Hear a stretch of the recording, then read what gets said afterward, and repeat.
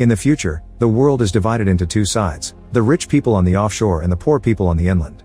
When the poor people turn 20, they have one chance to pass a selection program called the process. The chosen ones are the 3% and they never return. In the year 104 of the process, Michelle hears a voice from her earpiece telling her the gates to the selection process are open. A huge crowd in the inland is already making their way there, so Michelle meets with her friend Bruna and they join the walk. After climbing a very long path up a hill, the participants arrive at a facility where they're disinfected and given clean clothes. Then Ezekiel appears to explain that only 3% of them will be chosen to go to the offshore, where the founding couple created the perfect world. He also mentions there are rebel groups that want to destroy the system, but he swears they'll never win. Ezekiel talks directly to some participants using their names as a form of manipulation and makes everyone chant words of gratitude for the process. While the candidates are directed to the interview rooms, Ezekiel meets with Aline, who he doesn't recognize. She explains she was sent to do a routine evaluation of the process, which was a last-minute decision.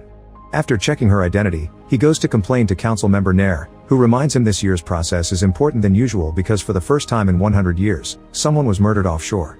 Since Ezekiel chooses who will live there, the community blames him for sending a murderer and other council members want to replace him. After the call is over, Ezekiel puts his head in water until he can't take it anymore. The participants are being asked all kinds of questions. Some are riddles to test intelligence, others are as more personal questions about things like their hygiene habits or their personal beliefs. A girl is too nervous and can barely put two words together, so she's eliminated on the spot. A boy gives lots of confident answers, but interviewer Denise can tell it's all memorized stuff with no actual personality or originality and kicks the boy out too. The guy protests so much that he has to be dragged out by force. Michelle is asked if she knows anyone who made it through the process and answers her boyfriend, swearing she doesn't want to pass only because of him. However, she still wears the necklace he gave her, so the interviewer dares her to take it off to prove she wants to go offshore for herself. After she does so, the man tells her she did the right thing because her boyfriend's profile says he's dead. Back to Ezekiel, he's called by Kasha because they've caught a member of the rebel group known as the Cause. The man is getting tortured for information and he reveals one of the selected participants is part of his group, but he doesn't say whom. While the approved candidates move to the next stage, the angry loser jumps off a balcony to self-delete. The facility workers immediately take the body away and tell the selected group not to worry. Next, all the candidates are scanned to check their registration. Joanna notices that Raphael has a fake registration, but the scanner approves him and he passes to next test. The candidates are given a pile of blocks and 3 minutes to assemble as many cubes as possible. They expect a minimum of 9 and fewer will result in elimination. When the test begins, many participants just grab a bunch of pieces for themselves, but Michelle notices that Fernando is struggling to reach because of his wheelchair and she pulls blocks over for him. Everyone builds quickly, however many people start panicking when the time is about to run out. Raphael only has 8, so he steals one from his neighbor and the guy gets eliminated instead. Michelle only has 8 too, but Fernando arranges her 8 cubes into one larger cube to make it 9, so she passes. Joanna also passes because she's built 11. During the lunch break, everyone judges Raphael for being a cheater. He starts ranting and approaches a big guy to annoy him, causing the man to start beating him up. Soon other candidates join the beating, but Marco feels bad and makes them stop.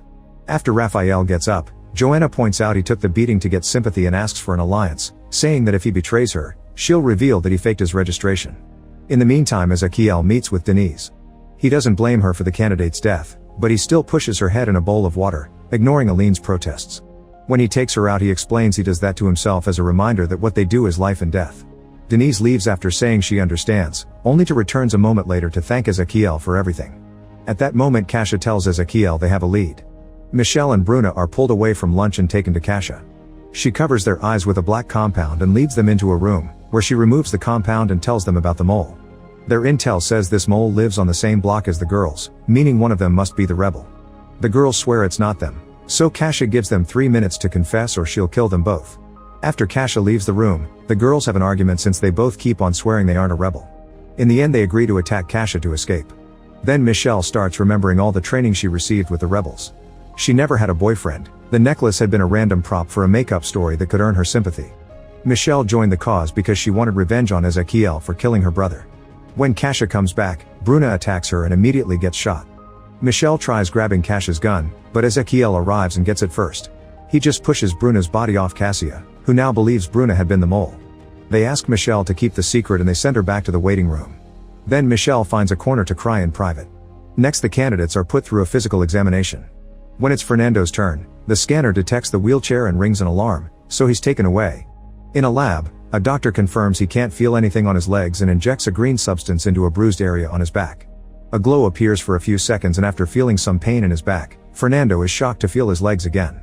The doctor explains this will only last for a few minutes, and to get the full treatment he must pass the process. Fernando gets back on his chair and joins the candidates going to their next test. The room looks like a house containing mannequins in various positions.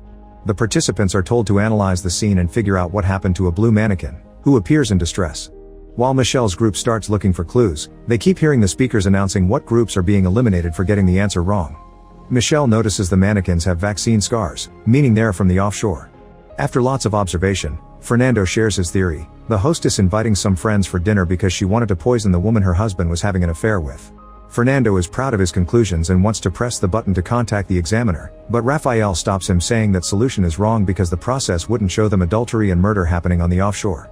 He thinks the dead mannequin is allergic to silver because everyone is wearing something made of metal except for her. Most of the group brings out objects that confirm the theory, and when they press the button to share it, they're told they're correct. Everyone in Michelle's group passes except for a boy who did nothing to help. During another break, Joanna brings Lucas to the bathroom so they can get dirty inside a stall, not knowing there's another candidate that can hear them. Meanwhile, Aline notices Ezekiel leaving the building. He's outside, gathering some things hidden under rocks to disguise himself.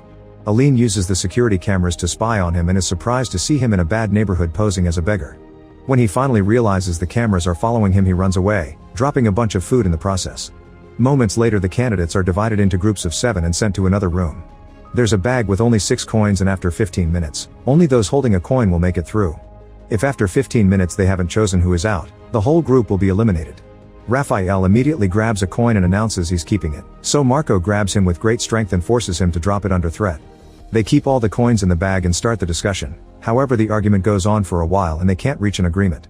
With only 5 minutes left, they decide to draw names using Agata's scarf. They make strips and whoever picks the shortest will be out. Joanna is the loser, so everyone else grabs a coin from the bag when the examiner comes by. Yet when Lucas reaches in, he finds the bag empty. It turns out Joanna hid a coin all along, and now she leaves with the winners while he's kicked out. Afterward, all the candidates insert their coins in a machine to receive drinks except for Joanna, who keeps remembering how men in her neighborhood used to beat her up on the streets. When Ezekiel comes back, he checks the cameras to find himself and runs the facial recognition software, but it comes up with no match. Then he sticks his face in water. Later, Aline sends the footage to Mateus, the council member who wants to bring Ezekiel down. He orders Aline to find out what Ezekiel is hiding.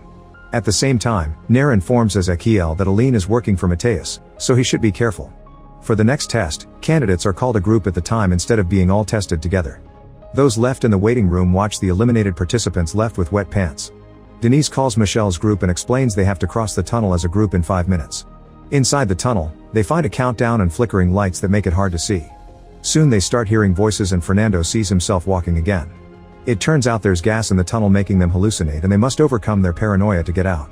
Soon everyone is frozen in fear except for Joanna, who runs ahead and makes it to the end. However, when she asks to be let out, she's reminded that the whole group must be at the door at the same time.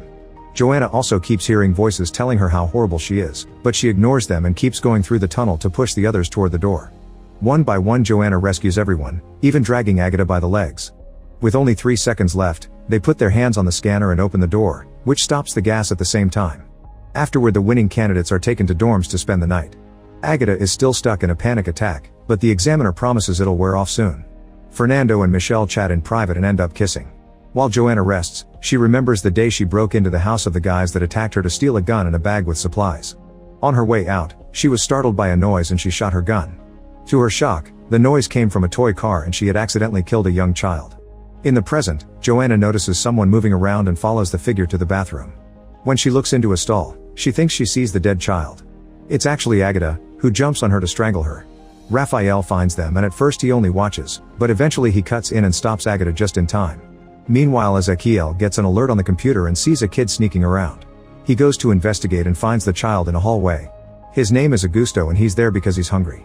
After making sure to delete the footage with Augusto's face, Ezekiel takes him to his room to share dinner. It turns out the food Ezekiel had taken to the bad neighborhood had been for this kid, so he explains he won't be able to visit for a while because he's being watched. Ezekiel gives him a pair of glasses so Augusto can see better. He also gives him a cube to play with. When Aline knocks on his door, Ezekiel hides Augusto before letting her in. She asks why he has 2 plates out and if it's normal for employees to leave the building during the process, but Ezekiel dodges all her questions. After she leaves, Ezekiel gets Augusto out of the building and tells him to never come again. Back to Joanna, She remembers the day she asked a woman to give her a fake registration. The implant had to be inserted through surgery and was under the name of the previous owner,